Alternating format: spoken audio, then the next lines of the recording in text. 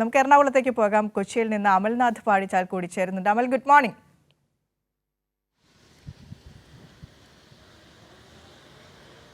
Vinisha, very good morning. അപ്പോൾ മഴയില്ലാത്ത പ്രഭാതമാണ്, കുട കയ്യിലില്ല.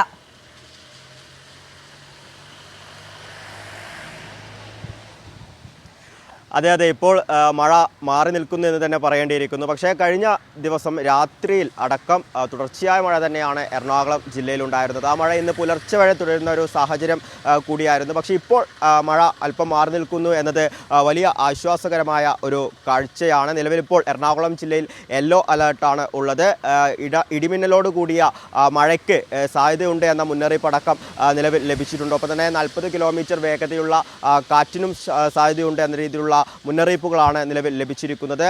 അതോടൊപ്പം തന്നെ മലയോര മേഖലകളിലും ഒപ്പം തന്നെ തീര പ്രദേശങ്ങളിലും ജാഗ്രതാ നിർദ്ദേശങ്ങളും നൽകിയിട്ടുണ്ട്. മത്സ്യബന്ധനത്തിന് പോകുന്നവരോട് അത്തരത്തിൽ മത്സ്യബന്ധനത്തിന് പോകുവാൻ വേണ്ടി പാടില്ല എന്ന രീതിയിലുള്ള നിർദ്ദേശമാണ് നിലവിൽ ജില്ലാ ഭരണകൂടത്തിൻ്റെ ഭാഗത്തു നിന്നും ലഭിച്ചിട്ടുള്ളത്. അതോടൊപ്പം തന്നെ മലയോര മേഖലകളിലേക്ക് നോക്കുകയാണെങ്കിൽ രാത്രികാല യാത്രകൾ നിലവിൽ നിരോധിച്ചിട്ടുണ്ട് എന്നാണ് മനസ്സിലാക്കുന്നത്. അതായത് അത്യാവശ്യ ഘട്ടങ്ങളിൽ മാത്രമേ രാത്രികാല യാത്രകൾ നടത്താൻ വേണ്ടി സാധിക്കുകയുള്ളൂ. അത്യാവശ്യമല്ലാത്ത യാത്രകളൊക്കെ തന്നെ ഒഴിവാക്കുക എന്ന രീതിയിലുള്ള നിർദ്ദേശങ്ങളാണ് നിലവിൽ ലഭിച്ചിട്ടുള്ളത്. പലപ്പോഴും ഈ എറണാകുളം ജില്ലയിൽ മഴ ശക്തമാകുന്ന സാഹചര്യത്തിൽ കഴിഞ്ഞ കാലങ്ങളിലൊക്കെ തന്നെ ഈ വെള്ളക്കെട്ട് രൂപപ്പെടുന്ന ഒരു സാഹചര്യം ഉണ്ടായിരുന്നു. എന്നാൽ കോർപ്പറേഷൻ്റെ ഭാഗത്തു നിന്നുമുണ്ടായ ശക്തമായ ഇടപെടൽ മൂലം അത്തരത്തിൽ വെള്ളക്കെട്ടുകൾ നിലവിൽ ഇല്ല എന്ന് തന്നെ പറയേണ്ടിയിരിക്കുന്നു. മഴ പെയ്യുന്ന സാഹചര്യങ്ങളിൽ വെള്ളം രൂപപ്പെടുന്നുണ്ടെങ്കിലും അത് പിന്നീട് ഇറങ്ങിപ്പോകുന്ന എല്ലാ സാഹചര്യങ്ങളും നിലവിൽ എറണാകുളം, കൊച്ചി മേഖലകളിലൊക്കെ തന്നെയുണ്ട്. അതിനാൽ തന്നെ നിലവിൽ വെള്ളക്കെട്ടുകൾ ഇല്ല എന്നത് ഏറെ ആശ്വാസകരമായ ഒരു സാഹചര്യമാണ്. നിലവിൽ ഇപ്പോൾ മഴ മാറി നിൽക്കുന്നുണ്ടെങ്കിൽ പോലും ജാഗ്രതാ നിർദ്ദേശങ്ങൾ നിലവിൽ തുടരുന്ന ഒരു സാഹചര്യം തന്നെയാണ്. ഏതെങ്കിലും രീതിയിൽ സുരക്ഷാ പ്രശ്നങ്ങൾ, പ്രത്യേകിച്ച്